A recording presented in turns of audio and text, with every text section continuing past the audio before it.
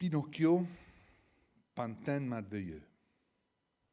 C'est comme ça que est défini pour la première fois au chapitre 2 du livre Pinocchio.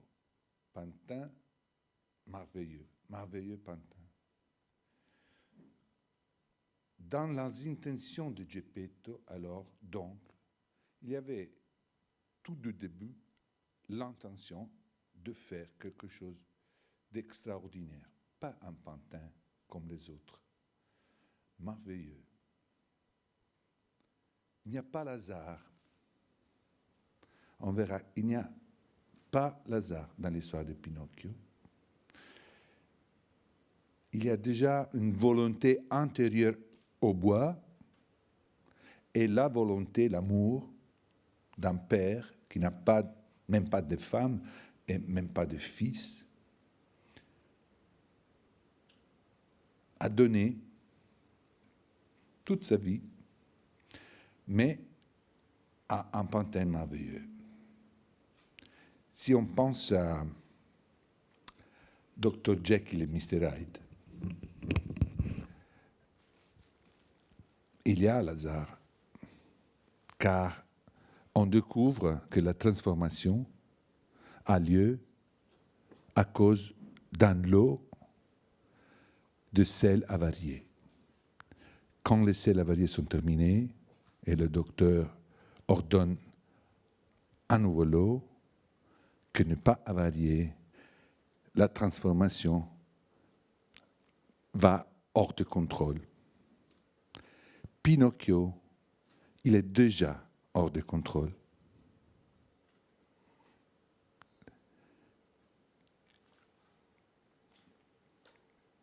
Et on peut partir par le nom, parce que Pinocchio, dans l'italien de l'époque, c'était la façon plus élégante, moins vulgaire, de dire Pinolo, c'est-à-dire pignon.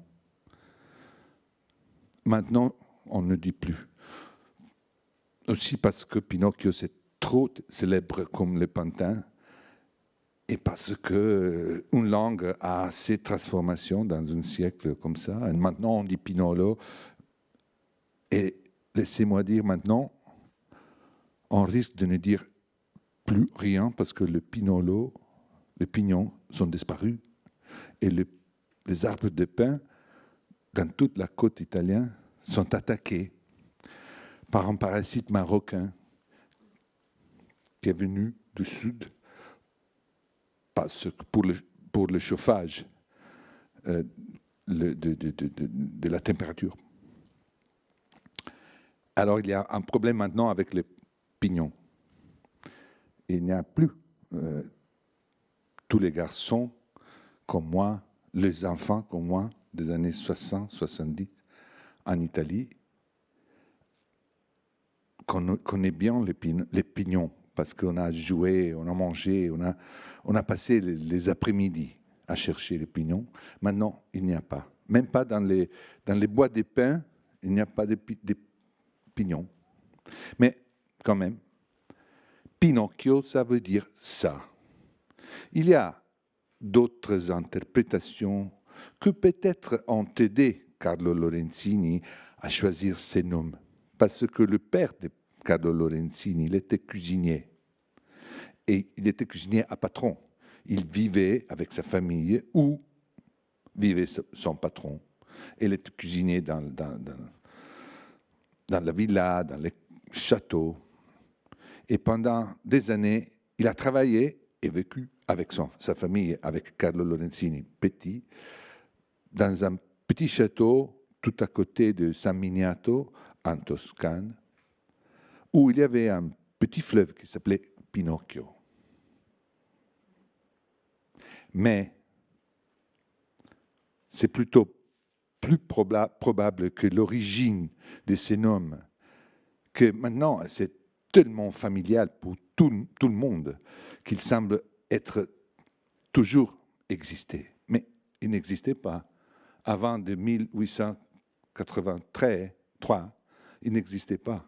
A été inventé. Et c'est plus probable que ça vient du fait que le pignon, c'est la part vivante du bois du pain. C'est le grain, c'est le fruit, c'est le futur, c'est le destin. C'est un symbole. C'est plus probable que vient de ça parce que maintenant, le mot pinolo, à l'époque, le mot pignon, il toujours donne cette idée d'énergie. Parce que on peut le manger. C'est quelque chose de vivant, d'énergétique.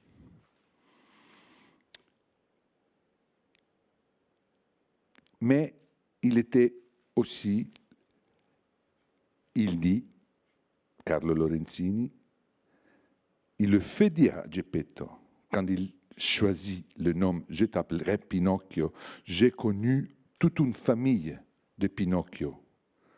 C'était Pinocchio le père, Pinocchio la mère, petit Pinocchio les garçons. Et il dit, c'était le symbole de la pauvreté, parce que les plus riches d'eux, ils demandaient la charité. Alors c'est le symbole de la pauvreté et du destin, du futur. Parce que, comme je disais tout au début, il n'y a pas de hasard dans cette histoire. C'est déjà décidé qu'on parte d'un bois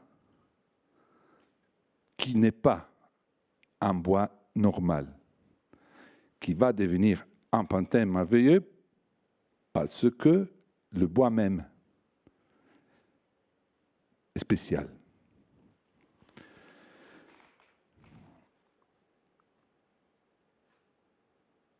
On dit qu'il y a Marco Ferrari, qui c'est un journaliste, écrivain italien du XXe siècle, qui a défini les aventures de Pinocchio, l'évangile de l'enfance. Et bien si on comprend que peut-être cette définition, l'évangile de l'enfance, a été choisie pour la grande diffusion, pour la pauvreté, pour la simplicité. Il y a d'autres liaisons avec les évangiles qui peut-être on n'était pas décidés par Carlo Lorenzini, qui n'était pas connu pour être théologiquement préparé, mais comme dans les évangiles, dans tous les livres, les aventures de Pinocchio, le mot beau, le mot beauté n'existe pas. Il n'y a pas de beauté. Même dans les évangiles. La beauté, c'est une catégorie, l'esthétique, c'est une catégorie que ce n'est pas important pour les messages des évangiles. Et c'est la même chose pour Pinocchio. Il n'y a rien de beau. Et il n'y a jamais la beauté prononcée. Il y a l'intention de la beauté quand Pinocchio, avec la monnaie lui donnée par Mangiafuoco, il pense qu'il va acheter une très belle veste pour son père, qu'il avait donné sa veste pour le livre. Alors, c'est une intention pour lui. Et c'est la seule fois dans tout le livre où il y a cette catégorie de la beauté, hein, une belle veste. Et laissez-moi dire, moi je suis grandi en Toscane. Et l'histoire de Pinocchio se déroule en Toscane. C'est Toscane la langue. C'est Toscane Carlo Lorenzini qui n'a bougé presque jamais de Florence quand il s'est installé là, faire le journalisme d'humeur et de humeur, le polémique, les histoires de la ville de Florence que avait connu 10 ans de gloire, parce que pendant 10 ans, Florence était devenue la capitale d'Italie. Mais après la prise du Vatican et de Rome, Florence a été abandonnée comme capitale pour Rome.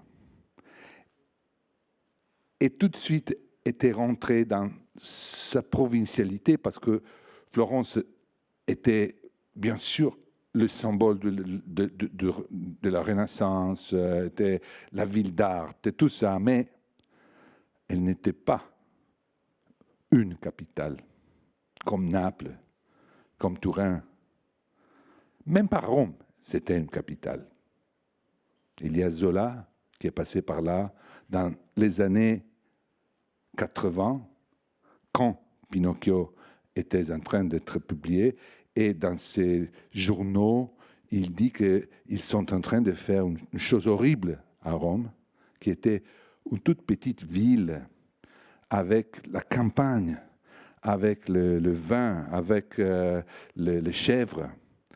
Et ils sont en train de bâtir le quartier que maintenant s'appelle Prati, qui est un quartier avec des grands bâtiments de 7, 8 étages et tout ça. Et Zola dit non, ça c'est vraiment horrible.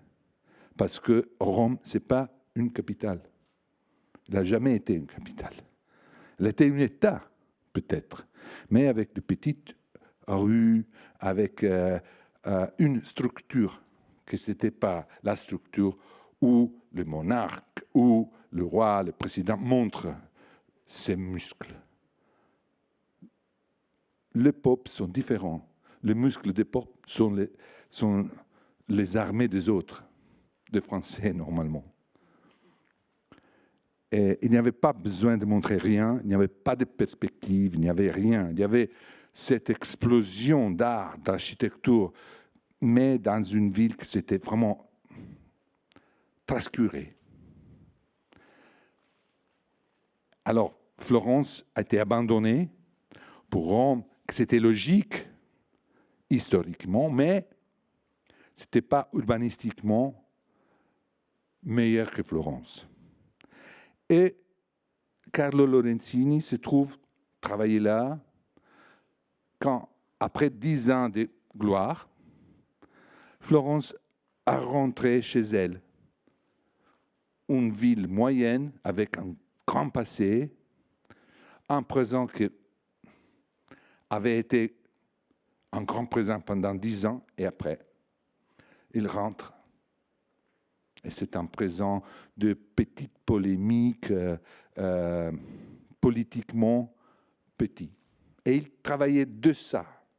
Il était dans ce milieu-là, très raciné, presque jamais bougé. Alors la langue, c'était très important. C'était très importante. Et il faut rappeler que la langue italienne, littéraire italienne, avait déjà été choisie par Alessandro Manzoni il y a 30 ans à Florence. C'était là qu'on trouvait la langue italienne littéraire, la langue pour la poésie, la langue pour les romans et tout ça. Parce que la langue d'Alessandro Manzoni italienne, Alessandro Manzoni, il écrivait français comme ça, il parlait français comme ça, et après il parlait milanais. Et la langue milanaise est très vulgaire, très... c'est pas bon. C'est pas bon pour faire de la haute littérature. Il a écrit la première version de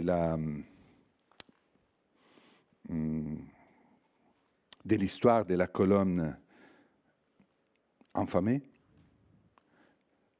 en langue lombarde, milanaise.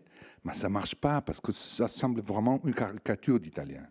Et il le sentait. Et il est allé à Florence étudier la langue qui, après son chef d'œuvre, I Promessi Sposi, est devenue automatiquement la langue italienne. Tout le monde venait à Florence apprendre la langue pour écrire. Et on est là 3, 4 décades après. Et Carlo Lorenzini, il n'a pas besoin d'apprendre rien parce que c'est la langue de son enfance.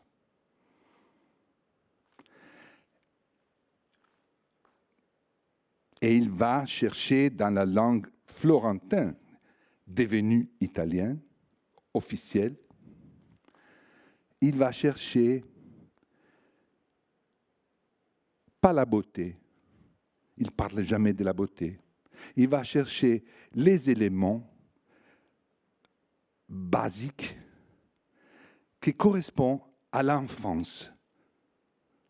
Parce que c'est une histoire d'enfance. Pinocchio, il est un enfant, il est un pantin tellement merveilleux qu'il est pratiquement un enfant. Mais il est un enfant qui ne va pas à l'école. Même le premier jour, il va à l'école. Et, comme je disais, laissez-moi dire, je suis grandi en Toscane. La Toscane, c'est l'alentour de toutes les aventures de Pinocchio. La Toscane est merveilleuse. Elle est très, très belle. Et dans le 19e siècle, elle était déjà très, très belle. Parce que c'était un territoire très anthropisé, très modelé par la main des hommes, des artistes, des architectes. C'était déjà belle.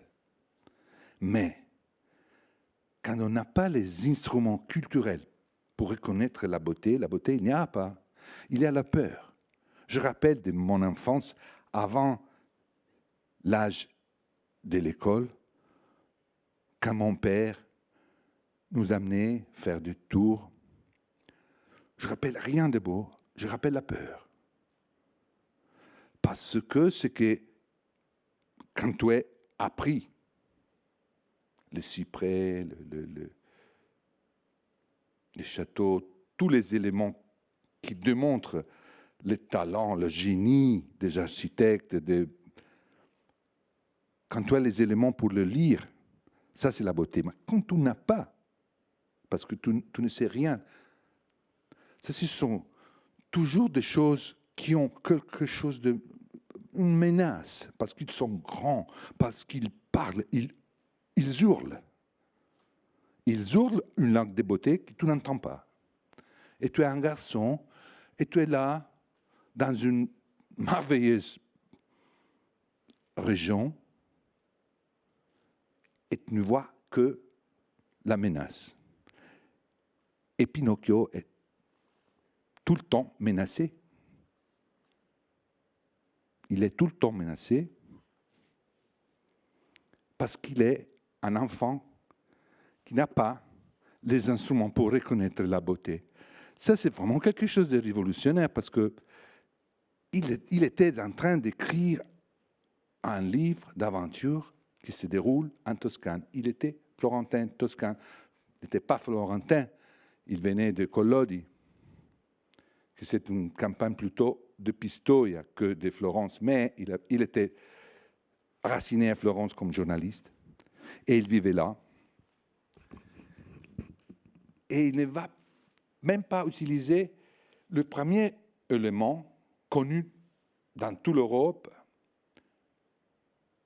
pour lequel le mot même Florence était mentionné, la beauté. Pas de beauté.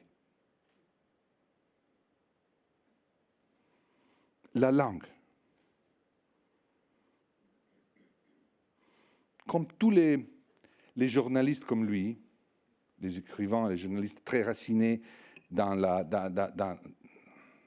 sa propre région, territoire et tout ça, il avait un instinct plus qu'une vraie préparation philologique pour la langue.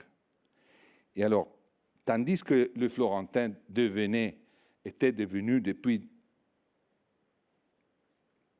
30 ans la langue officielle, et il venait de toute l'Italie à l'apprendre pour écrire.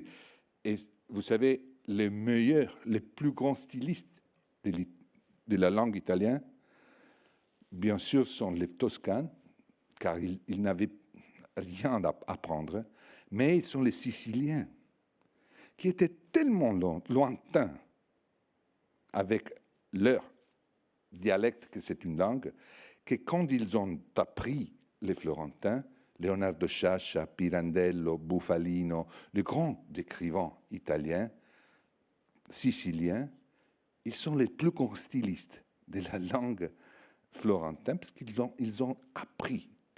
Et ils l'ont appris comme une langue étrangère, tellement lointain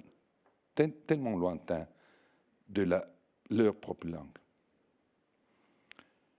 Mais Carlo Lorenzini, il appartenait aux écrivains, journalistes qui avaient de la chance parce qu'il parlait et il écrivait déjà dans ces langues-là.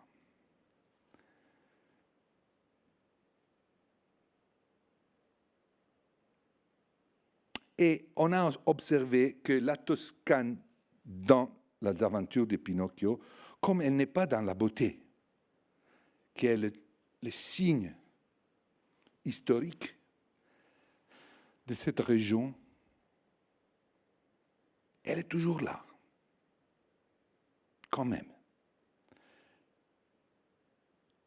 On dit, pour exemple, quand on rentre dans les ventres du requin, à la fin,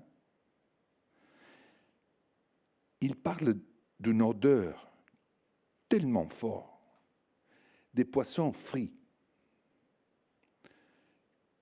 que lui semblait, à Pinocchio, d'être à demi-carême. Qu'est-ce que ça veut dire? Comme a été observé par Pietro Citati, à demi-carême, à Florence, en Toscane, c'est une grande veille. On ne mange pas la viande. On mange les poissons frites, les friteries toscanes. Alors on dit qu'on rentre dans le ventre du requin et on sent, on a l'odeur d'une friterie florentine dedans. Et ça, c'est la Toscane qui vient partout. Ça, c'est un exemple que je veux citer parce que c'est très intelligent et ce n'est pas moi, c'est Pietro Citati qui l'a fait. Je l'ai seulement trouvé et lu.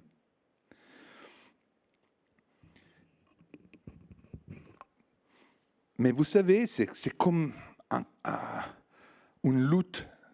Si tu es à Florence, si tu es à la Toscane, mais tu ne peux pas utiliser la beauté, c'est comme une lutte avec un bras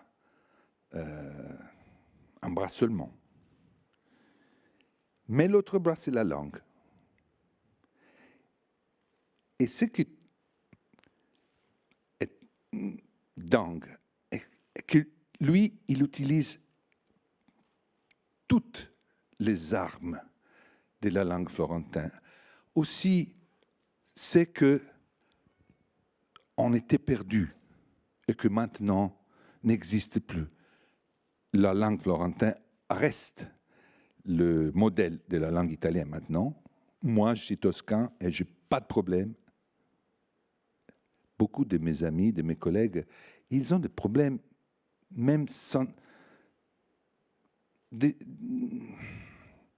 constructions.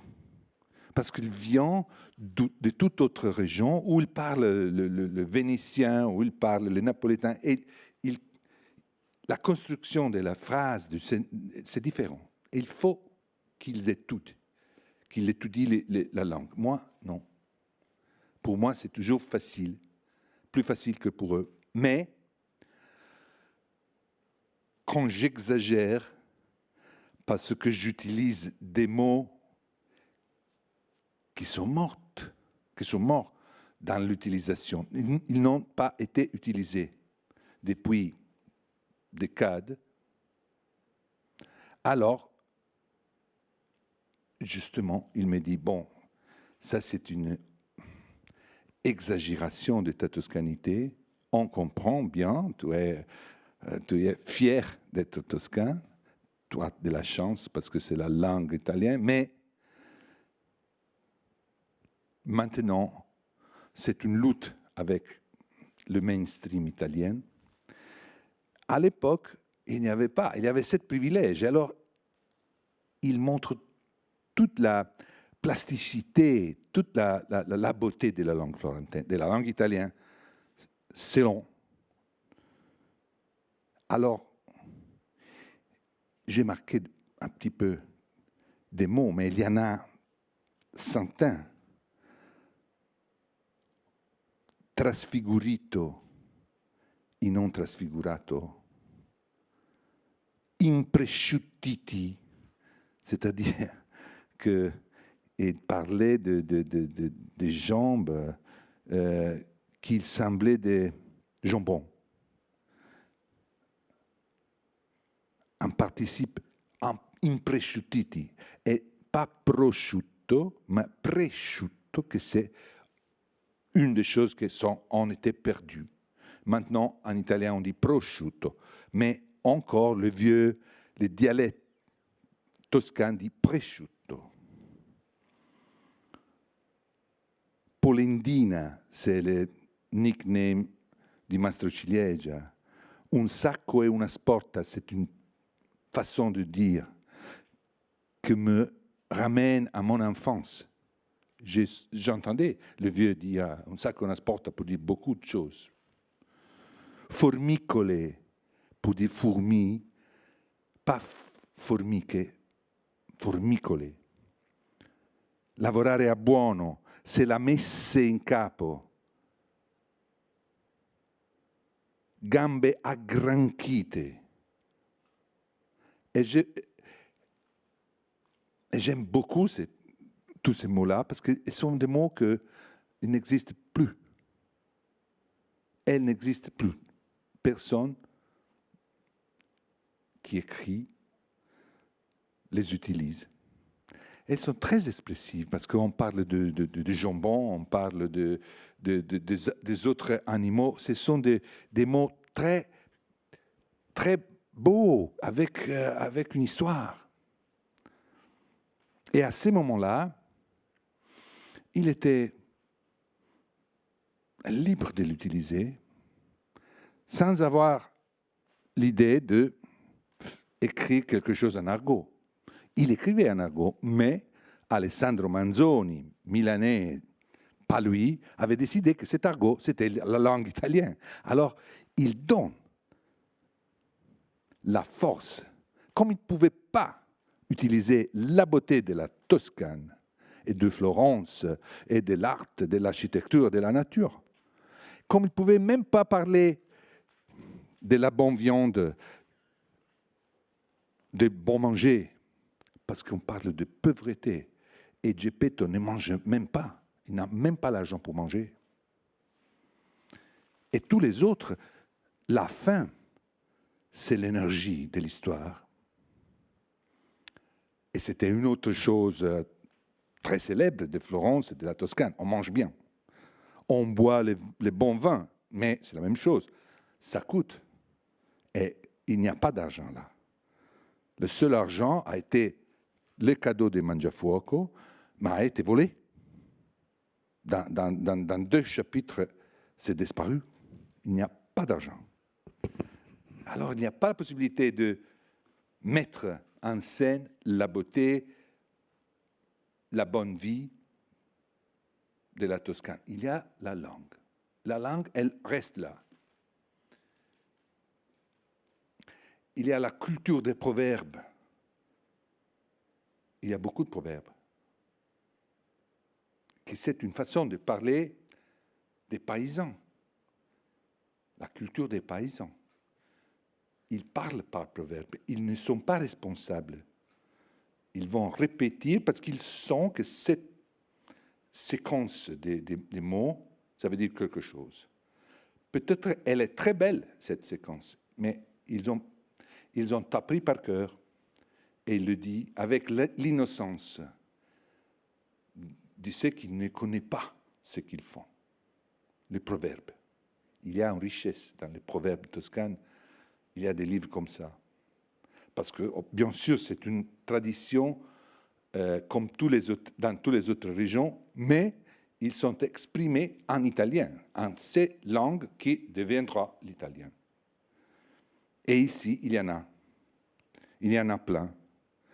Alors, on peut dire que cette unité d'Italie qui venait d'être concrétée, parce que quand Manzoni était à Florence à transformer les Florentins dans la langue italienne, il n'y avait pas l'Italie.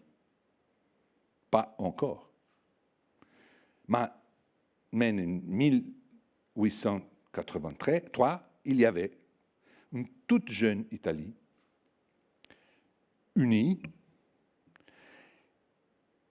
tandis que la langue italienne, avec les argots, les dialectes, elle existait depuis bon siècle. On pouvait s'entendre entre les régions qui étaient des États différents qui peut-être faisaient la guerre. Mais on s'entendait, parce qu'il y avait une langue.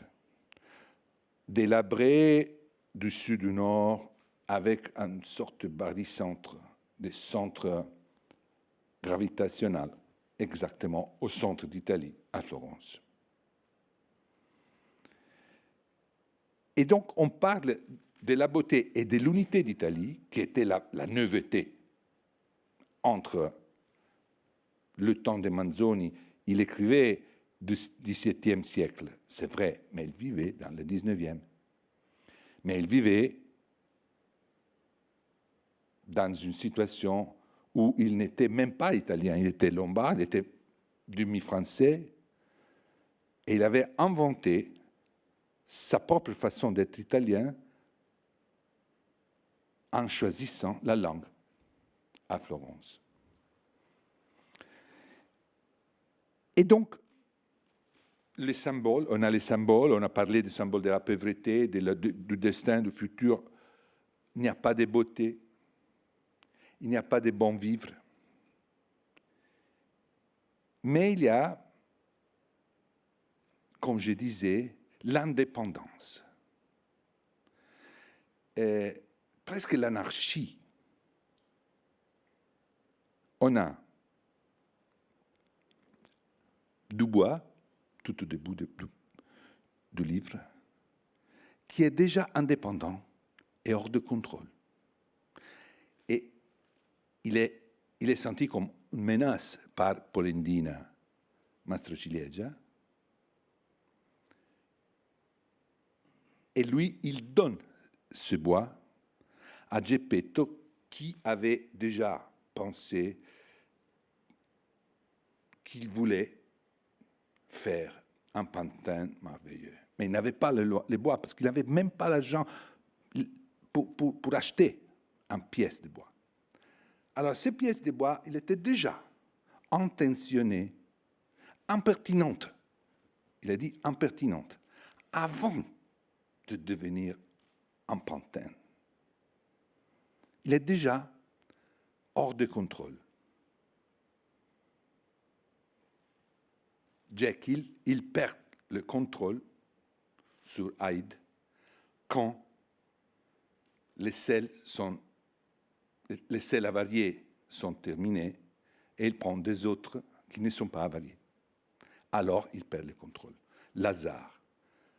Dans Pinocchio, je parle de Jekyll, pas parce qu'il n'y a rien en commun, mais parce que ce sont des archétypes. Là, il y a Lazare. Ici, il n'y a pas Lazare. Il y a une nature sauvage que, de temps en temps, se manifeste dans simple et très pauvre pièce de bois qui est déjà intentionnée, qui est déjà impertinente. L'amour de Geppetto le transforme dans ce pantin merveilleux, mais il est déjà intentionné, il est déjà impertinent. Et la première chose qu'il fait, quand il a 2 pieds, c'est de s'échapper. La première. Il n'y a pas un rapport entre le père et le fils, parce que le fils ne reconnaît pas. Il est un bois impertinent. Et il est déjà ça, le destin Il est un pignon. Il doit faire comme ça. C'est sa nature. C'est le mystère de sa nature. C'est le mystère de la nature. Et il y a un élément qui sauve Pinocchio du destin végétal et qui le rapproche à un destin humain, c'est le nez. Car on dit, bon, le nez, c'est le symbole des mensonges. Oui, c'est vrai. Mais le nez, il grandit tout de suite. Il est à sa fois une chose vivante, impertinente, vivante et indépendante. Il a une vie propre, le nez. Et c'est par le nez qu'il est attrapé par les carabiniers quand il essaie de passer au-dessous des jambes. C'est pour le nez qu'il est rattrapé au destin humain. Alors, c'est symbole, le nez, que tout simplement on dit, bon, les mensonges, Pinocchio, c'est le symbole de la mensonge. Mais oui, il ne dit pas plus mensonge que mon fils, que chaque enfant. Il ne dit que peut-être 3, 4 mensonges dans toute l'histoire. Et parfois, il est très, très sincère. Mais le symbole, oui, Pinocchio, c'est le symbole même de la mensonge. C'est pas vrai, parce que le nez, c'est pas tout simplement l'indication, le display qui dit qu'il est en train de prononcer un mensonge. C'est l'élément de conjonction entre le bois vivant, indépendant et tout ça, et les destins de garçons humains qui l'attendent. Et c'est pour le nez qu'il est attrapé.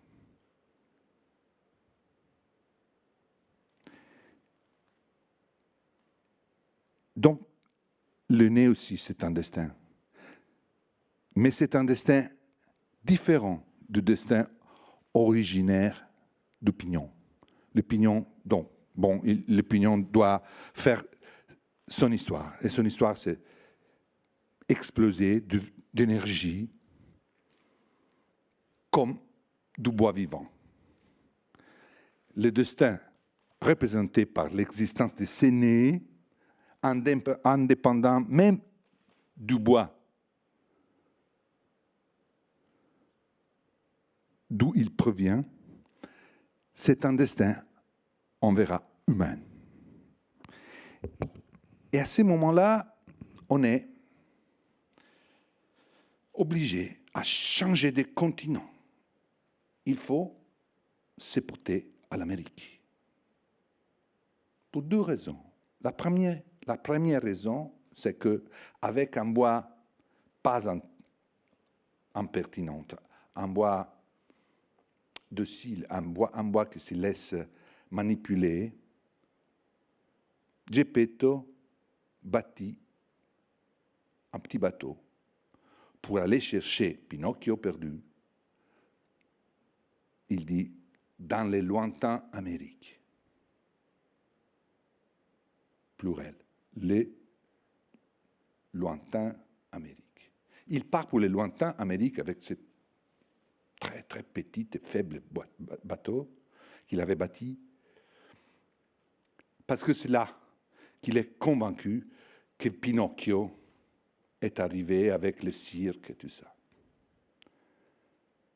Mais dans 1938, Pinocchio arrive vraiment dans les lointains Amériques, parce que Disney achète le brand.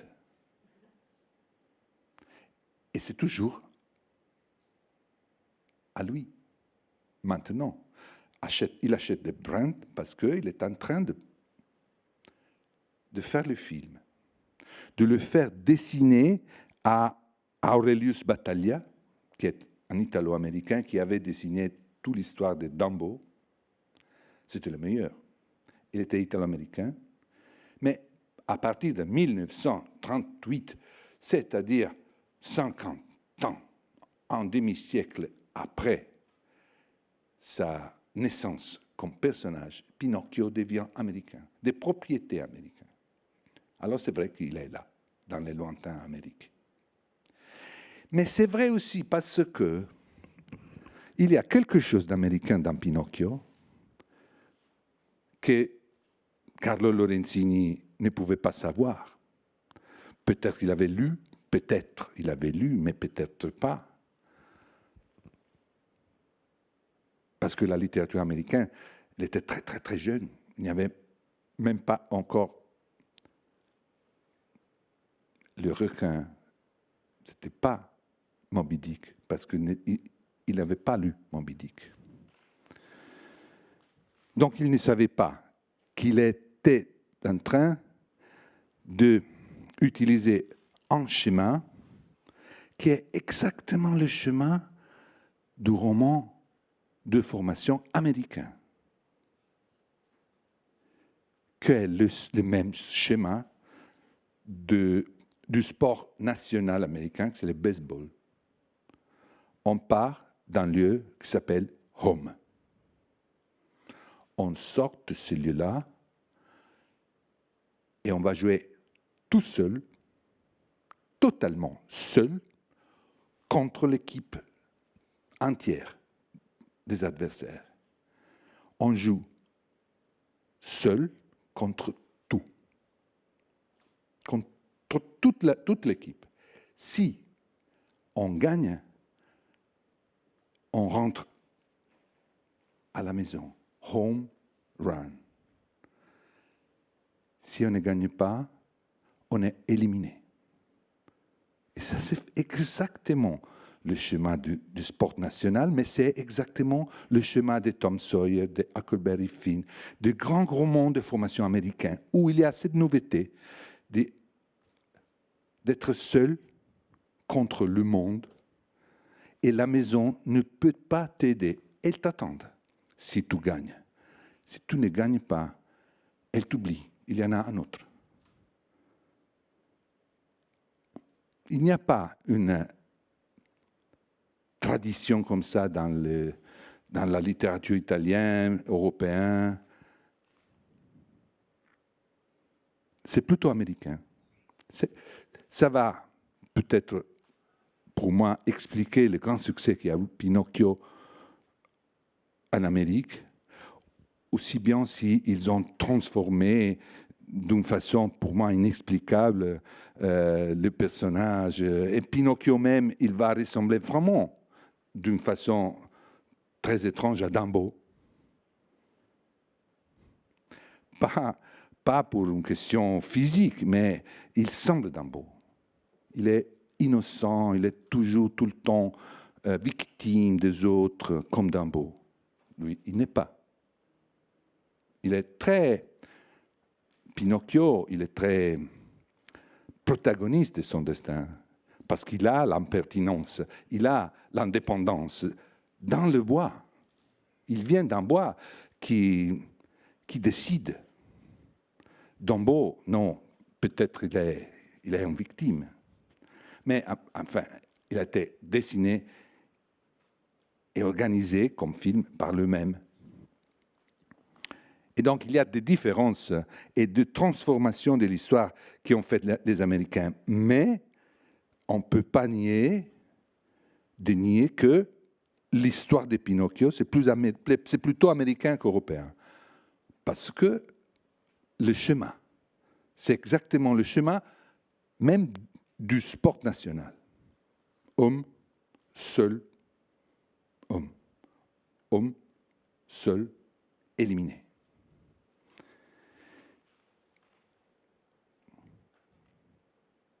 Et dans cette vision,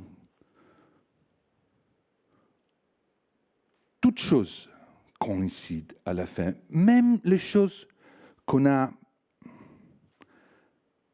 dit avec un respect sur les évangiles, sur l'évangile, non? On a dit, a été une définition des plus belles, est que Pinocchio, l'évangile de l'enfance. Et on a dit qu'il y a 7 choses en commun, pas de beauté, même pas le mot. Il y en a un autre. Une autre chose, c'est la peur. Je vous ai parlé de la peur, de la beauté qui n'est pas comprise comme beauté, et que c'est la peur des enfants dans une région qu'ils apprendront est très très belle. Mais ils n'ont pas encore appris ça. La peur de Pinocchio, qui est seul, dans un monde d'assassins, c'est un monde dur. Bon, je vous rappelle que l'évangile de Marc, que c'est le premier, le plus ancien, dans sa version originale, ça termine avec le mot peur. Mais elles, les 3 Maries, qui ont découvert qu'il n'y a plus le corps de Jésus où il avait été déposé il y a 2 jours, parce qu'il était vendredi, après il y avait le Shabbat, on ne faisait rien. Le dimanche matin, elles vont là, les 3 Maries. Ils trouvent ouverte la porte, il y avait un grand roc, il n'y a plus, et il n'y a rien. Il y a un ange qui lui dit, qui leur dit, il est allé, comme il avait dit. Il n'est pas là. Allez-y dire à tout le monde la bonne nouvelle. Ça, c'est l'évangile, la bonne nouvelle. Il est rené.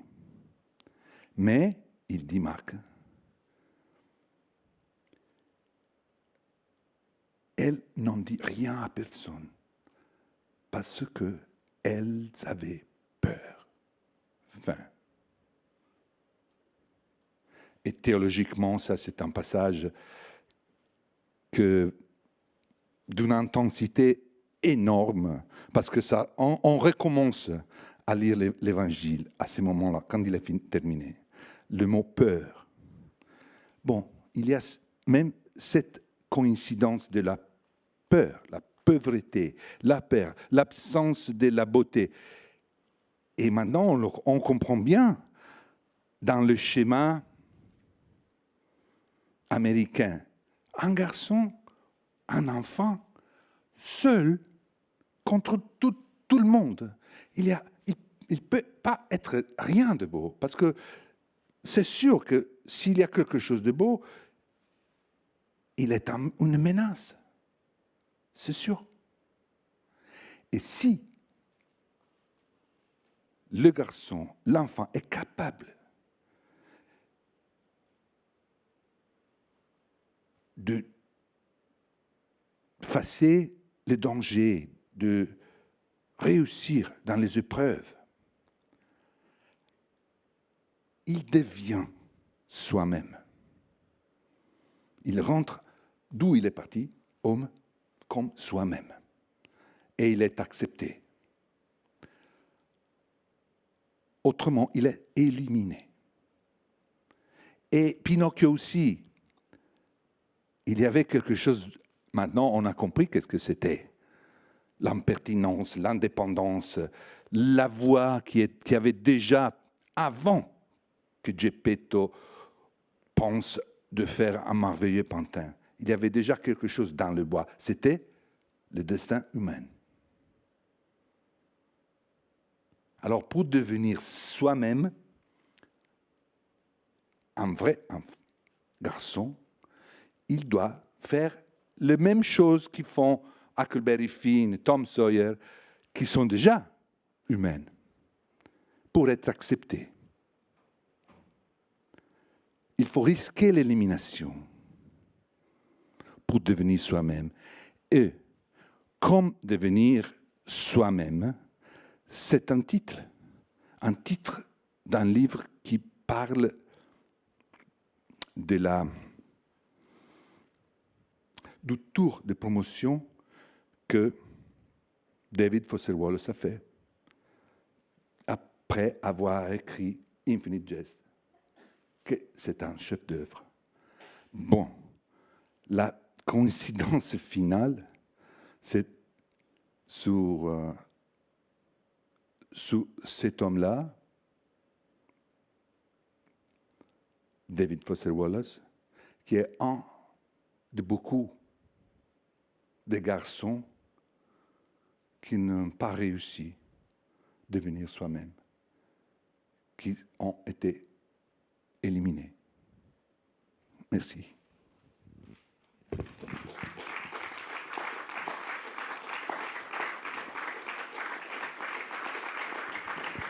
Alors, je m'excuse de mon français, mais ça a été un petit plus haut de mes possibilités, mais j'ai essayé de faire le mieux que je pouvais. Et tu as très bien fait. Je te remercie. On remercie beaucoup Sandro Veronesi.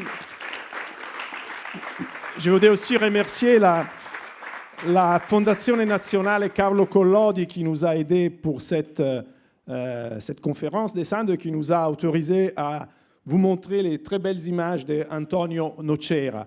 Et donc voilà, je les remercie vraiment parce qu'ils ont été très, très gentils. Et là, avec Sandro, s'achève cette 6e édition d'Italissimo. J'espère que vous avez apprécié notre programmation. Pour nous, c'était important de réussir à vous proposer cette édition en présence avec tous les écrivains italiens qui ont fait le voyage à une époque où c'est encore un peu compliqué de se déplacer entre l'Italie et la France. Donc on les remercie vraiment tous. Sandro, il est là pour tous les autres.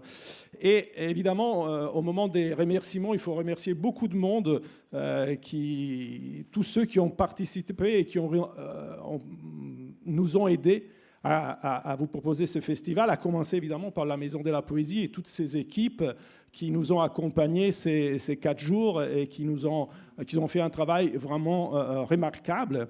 Et à côté de la Maison de la Poésie, bien entendu, tous nos partenaires, nos sponsors, à partir de l'ambassade d'Italie, il Centro per il Libro e la Lettura, Montepaschi Bank, l'ICE, l'Istituto Italiano di Cultura, les consulats italiens, l'ENIT, le Centre national du livre, la Sofia, la copie privée, Tovna Boni Art, qui nous accompagnent depuis maintenant 6 ans et qui nous aident à continuer cette aventure. Alors, évidemment, il faut aussi remercier Cristina Piovani et Evelyn Pravidlo qui ont travaillé énormément pour organiser cette manifestation, et on espère que l'année prochaine, on pourra la proposer à nouveau dans sa date traditionnelle, c'est-à-dire au printemps. Mais en attendant, en fait, on s'est inventé quelque chose de nouveau. On a décidé de délocaliser un petit peu Italissimo. Et j'invite Anna Pastore, qui est là, qui est la directrice de l'Institut culturel italien de Lyon, parce qu'on a décidé qu'on pouvait essayer de porter notre expérience dans d'autres villes en Provence. Et on va commencer avec Lyon le 24 et le 25 septembre, et avec l'aide évidemment de l'Institut culturel italien, de Montepaschi Bank qui nous soutient dans cette aventure, avec la Villa Gilet, avec le cinéma Commedia, avec les librairies. Attends, il y a un micro là, que j'ai oublié, les librairies des Citres et Damn Fine Books. Damn Fine Books, et c'est tout, je pense. Et Lucio la Vagabonda. Mais voilà, je laisse la parole à Anna Pastore qui va vous dire quelque chose. Je pense qu'on a là, voilà, l'affiche avec les nouvelles dates. Et donc voilà. Anna. Oui, mais merci. C'est une occasion pour remercier le Festival Italissimo qui existe depuis 6 ans et que nous suivons aussi de la périphérie, mais nous avons aussi à Lyon un petit endroit bien dynamique, vivant et qui est brillant pour les activités À l'Institut culturel italien, bien sûr, on essaie de collaborer, de gérer, d'organiser, de travailler en collaboration avec toutes les institutions françaises et italiennes. Et pour l'édition, on a reçu, par exemple, en même temps, avant même qu'il arrive à Italissimo, Alessandro Barbero au mois d'avril, on a commencé un petit jeu d'échange, de collaboration. Et normalement, pour ce que c'est que l'édition collabore avec la Villa Gilet, qui est une réalité pour l'édition qui est très, très importante. Et avec les librairies, avec les festivals comme Quai du Polar, on vient aujourd'hui de terminer. Et on a eu quelques-uns qui est arrivé d'Italissimo. Donc, on a fait un peu le jeu de témoins. Et voilà, on essaie de voir comment ça va avec la participation de quelques-uns des nouveaux auteurs, des écrivains qui ont été traduits en italien. Et pour le programme, peut-être Fabio, tu veux peut-être l'annoncer? Oui, on ne sait pas encore tout à fait dans tous les détails, mais on aura sûrement Claudia Durastanti qui viendra présenter son dernier roman et premier roman, je crois, traduit en français, L'étrangère. Il y aura Antonio Moresco, qui est un auteur très connu, qui sera avec son traducteur Laurent Lomba pour présenter son dernier ouvrage traduit en français, Les ouvertures. Il y aura aussi une lecture de certains extraits du roman. On va proposer le film de Daniele Lucchetti, Les liens, en espérant pouvoir avoir Domenico Starnone. Et puis il y aura encore d'autres éditeurs qui pour le moment n'ont pas encore confirmé. Mais bon, si jamais vous voulez faire un week-end à Lyon le 24-25 septembre, vous êtes bien invités. Samedi. Voilà, et sinon, ce sera à l'année prochaine. Et encore merci de votre fidélité, d'être avec nous. Et puis, bon vent, comme on dit, hein, et bon été et bonnes vacances. Merci encore à tous.